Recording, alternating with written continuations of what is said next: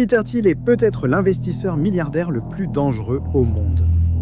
Un homme bon est un homme très très dangereux, qui garde ce danger sous contrôle volontaire. Comment devient-on vraiment dangereux? Vous devenez dangereux en accumulant argent et pouvoir et en les liant à votre agenda. Peter Thiel a les trois: argent, pouvoir et agenda. Il a fait sensation en transformant 1700 $ en 5 milliards de dollars, générant un rendement de 2 900 000 fois la mise, ce qui le place facilement parmi les joueurs les plus précieux du monde du capital risque, juste à côté de Marc Andreessen et Kevin John. Il commence à jouer le jeu du pouvoir en s'impliquant davantage en politique. Il a notamment aidé Donald Trump à accéder au pouvoir par le passé. Maintenant, il commence à soutenir stratégiquement certains candidats politiques qui sont alignés avec ses objectifs. Et enfin, il a très clairement un agenda. Nous en parlerons plus tard.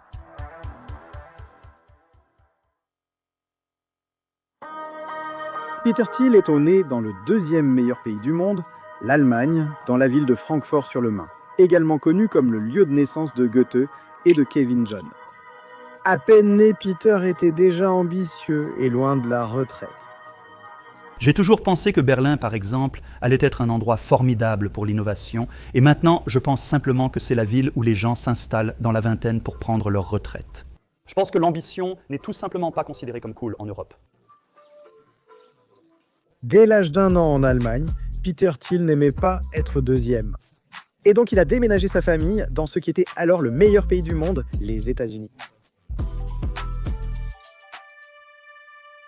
Imaginez que vous vouliez concevoir un investisseur brillant et un acteur de pouvoir.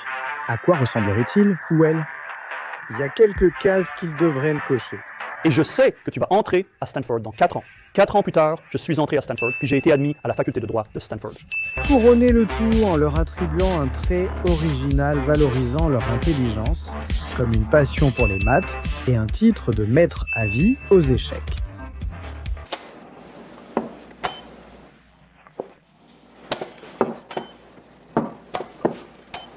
Peter Thiel avait tout cela et bien plus encore. Après avoir obtenu son diplôme de la faculté de droit de Stanford en 1992, il a affirmé à juste titre que ce n'était que le début de sa trajectoire professionnelle. La vie ne s'arrête pas à l'université. Alors Thiel a commencé à étoffer son curriculum vitae. Il a été assistant juridique d'un juge, avocat en valeurs mobilières et trader de produits dérivés chez Crédit Suisse. C'est là qu'il a développé l'une de ses convictions, qui constitue une excellente leçon pour nous tous, qui essayons de construire notre propre carrière. Et donc, il faut toujours privilégier la substance plutôt que le statut. La suite est bien connue. C'est ainsi que Thiel a construit une base solide pour toutes les prises de risques ambitieuses qu'il pourrait vouloir tenter à l'avenir. Il est revenu en Californie et a fondé en 1998 une entreprise devenue plus tard PayPal. L'histoire de PayPal est fascinante en soi, mais ce n'est pas tout. PayPal a fusionné avec la société de services financiers en ligne Ax.com d'Elon Musk en 2000, avec les deux alphas, Peter et Elon, qui se sont affrontés à plusieurs reprises après la fusion. Ensemble, nous avons réussi à faire fonctionner PayPal, et c'était ça l'essentiel. Je trouve Elon vraiment impressionnant parce qu'il a accompli quelque chose en dehors du domaine de l'informatique. Le groupe de personnes qui a dirigé PayPal à ses débuts est appelé la mafia PayPal en raison de leur énorme influence dans le monde des affaires. On peut donc dire que Pierre s'est fait de solides relations à l'époque. Cependant, ce n'était pas la seule chose qu'il allait retirer de son aventure chez PayPal. Thiel était sur le point de vivre le premier grand événement de liquidité de sa carrière. C'est aussi quelque chose que nous recherchons tous sur cette chaîne. Événement de liquidité. Je parle de la façon de poser les bases pour des événements de liquidité dans ma vidéo, le chemin ennuyeux vers 1 million de valeur nette avant 35 ans. Comment Peter est-il devenu liquide? Cette fête est essentiellement un énorme flou dans ma tête. Tout ce dont je me souviens, c'est d'avoir une bouteille de champagne et un cigare. Et puis je me suis réveillé. PayPal est devenu public en février 2002 et a été acquis par eBay en octobre 2002 pour 1,5 milliard de dollars américains. À ce moment-là, la participation de Thiel dans PayPal avait été diluée à un chiffre en pourcentage. Néanmoins, cette acquisition lui a offert un coussin financier qui serait juste suffisant pour ses projets mégalomédias à venir. 55 millions de dollars américains. Thiel avait environ 6 ans de carrière. Après son diplôme universitaire, il a lancé PayPal et environ 10 ans plus tard, a connu son premier grand succès.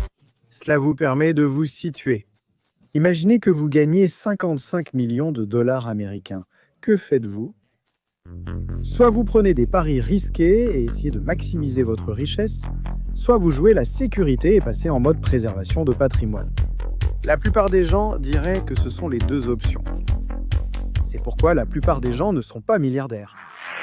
Thiel a adopté une stratégie en 3 piliers pour préserver sa richesse et maximiser ses chances de réussite exceptionnelles. Voici comment il a procédé, avec des résultats époustouflants. Le premier pilier était qu'il a pris 10 millions de dollars américains et a lancé un fonds spéculatif. Clarium Capital, le fonds, adoptait une stratégie macro globale axée sur des événements mondiaux majeurs. Le premier pilier visait à préserver et accroître le capital de Thiel. Le deuxième pilier était le capital risque. Il est devenu investisseur providentiel, finançant sur ses fonds propres et lançant plusieurs fonds de capital risque. L'un d'eux était le célèbre Founders Fund, fonds de capital risque majeur ayant investi dans Airbnb, Spotify, Lyft et Stripe. Le deuxième pilier devait augmenter la valeur nette plus rapidement avec un rendement de 15 à 25% par an, conformément aux standards du capital risque et une faible chance de multiplier par 100 le capital de Thiel grâce à un coup de maître. Le troisième pilier, le dernier pilier de sa stratégie, consistait à créer sa propre entreprise. Cela signifiait prendre une petite somme de capital et repartir totalement de zéro. Mais cela lui donnait aussi un contrôle total sur la feuille de route de l'entreprise et donc, sans doute, le plus grand potentiel de réussite exceptionnelle.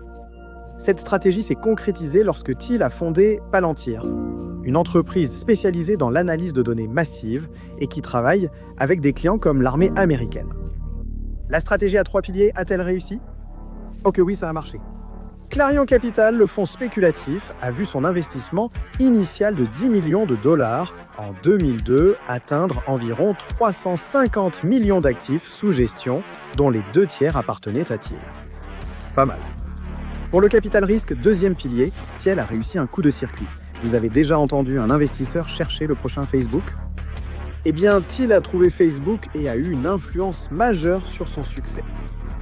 À un moment donné, il possédait environ 10% de Facebook. Oui, mais je veux dire, il a eu une influence énorme sur ma façon de penser. En 2012, donc environ 20 ans après le début de sa carrière, Facebook est entré en bourse et Peter a liquidé une partie de sa position, encaissant environ 1 milliard de dollars américains et rejoignant ainsi le prestigieux club des 3 virgules. Enfin, la puissance de la stratégie de Thiel apparaît clairement. Il possède toujours une part, un chiffre de Palantir, valorisé à environ 30 milliards de dollars. Cela pourrait lui rapporter 1 milliard de plus si l'entreprise croît encore. Avec ce capital, Thiel peut désormais utiliser ses techniques, non plus pour gagner de l'argent, mais pour bâtir du pouvoir.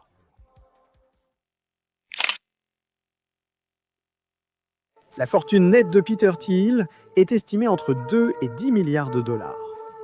Mais en termes de richesse, Thiel est juste légèrement au-dessus de la moyenne lorsqu'il s'agit des titans de la Silicon Valley, sans parler de Wall Street, Dustin Moskovitz, Larry Ellison ou Sergey Brin de Google, qu'il aime critiquer pour leur manque d'innovation ces dernières années. Vous savez, Google a aussi 30, 40, 50 milliards en liquidité. Il ignore comment investir cet argent dans la technologie. Et donc, il préfère recevoir 0% d'intérêt de M. Bernanke. Toutes ces personnes ont une puissance financière nettement supérieure. Cependant, à un certain moment, le facteur marginal de ce que vous pouvez faire avec de l'argent diminue de façon exponentielle. Et Peter a certainement atteint ce point. Que faites-vous lorsque vous avez tout ce qu'un homme peut atteindre en affaires sur le plan financier?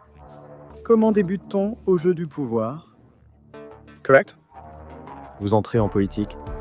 Cela ne signifie pas que Thiel n'était pas déjà puissant. Commençons par l'effet de l'affaire. Cela impliquait une sextape.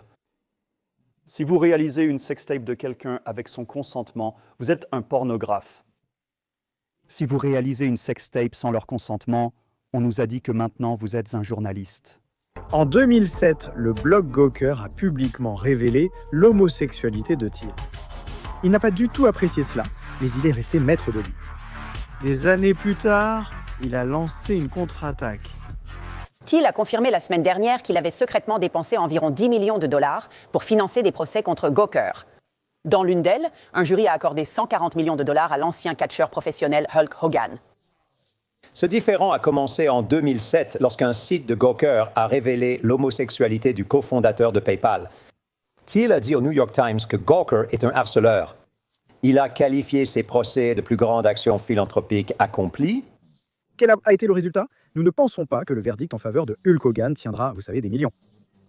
En ce qui concerne l'argent, cependant, Gawker a perdu, a dû payer des indemnités de plusieurs centaines de millions et a été contraint de fermer en 2016. La plupart des gens considéreraient ce niveau de pouvoir comme extraordinaire, mais la plupart des gens ne sont pas comme Thiel ou la cible démographique de notre communauté Patreon sur Discord. Et ils ne sont pas comme ceux qui tiennent le monde à deux mains et le font tourner comme une toupie. Ce sera donc la politique, et ici aussi Thiel suit sa stratégie. Normalement, il existe plusieurs voies courantes pour entrer en politique. Étudier quelque chose de totalement inutile et devenir politicien une fois diplômé. Ou réussir en affaires avant de se lancer en politique, comme Donald Trump ou Michael Bloomberg. Thiel a pris une troisième voie. Bien sûr, pour commencer, Thiel est membre du Parti républicain, même s'il contribue à la fois à des candidats et des causes libertariens et républicains.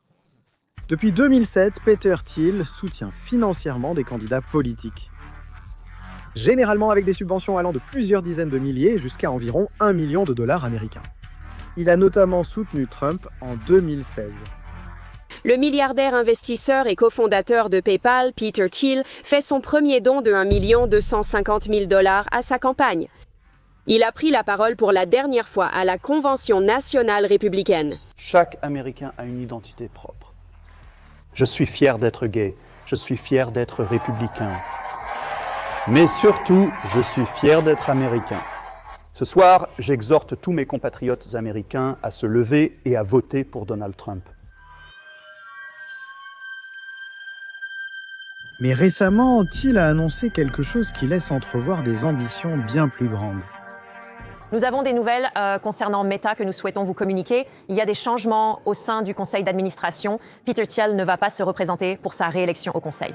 Il a ensuite été annoncé que Thiel quittera son poste afin de soutenir les candidats pro-Donald Trump lors des élections américaines de 2022. Depuis lors, tel un marionnettiste, Thiel choisit certains candidats politiques et les soutient de manière stratégique et financière. La somme qu'il a donnée dépasse largement tout ce qu'il avait offert auparavant et fait de lui l'un des plus grands donateurs politiques des États-Unis. Plus de 20 millions de dollars américains pour les élections de 2022.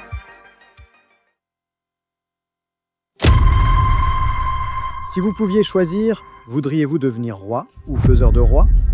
Préféreriez-vous être la personne en première ligne, prenant et justifiant publiquement les décisions, ou le maître silencieux en coulisses, élaborant la grande stratégie? Il est évident que Thiel fait un effort concerté pour la seconde option, cependant, une question demeure. Quel sujet met-il à l'ordre du jour? Thiel divise le monde en billes et en atomes. Nous avons vécu dans un monde où les bits n'étaient pas réglementés et où les atomes l'étaient. C'est un cadre de réflexion très utile à garder en tête. Je l'ai souvent utilisé, il peut aussi servir en entretien de cas. Il croit fondamentalement que les avancées majeures se produisent dans le monde des bits parce que nous vivons dans un monde où les bits ne sont pas régulés et où les atomes le sont.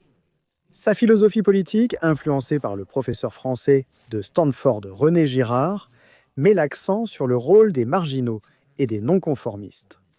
Depuis ses années d'étudiant, il a délibérément enfreint les règles du politiquement correct et rassemblé autour de lui de jeunes esprits de la droite libertarienne dans son entourage. Cela signifie qu'il s'oppose à tous les étudiants.